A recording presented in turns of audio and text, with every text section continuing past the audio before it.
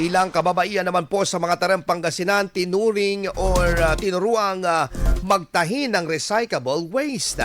Para sa detalye ng balitang niya, nagbabalik Idol Jam Victorio.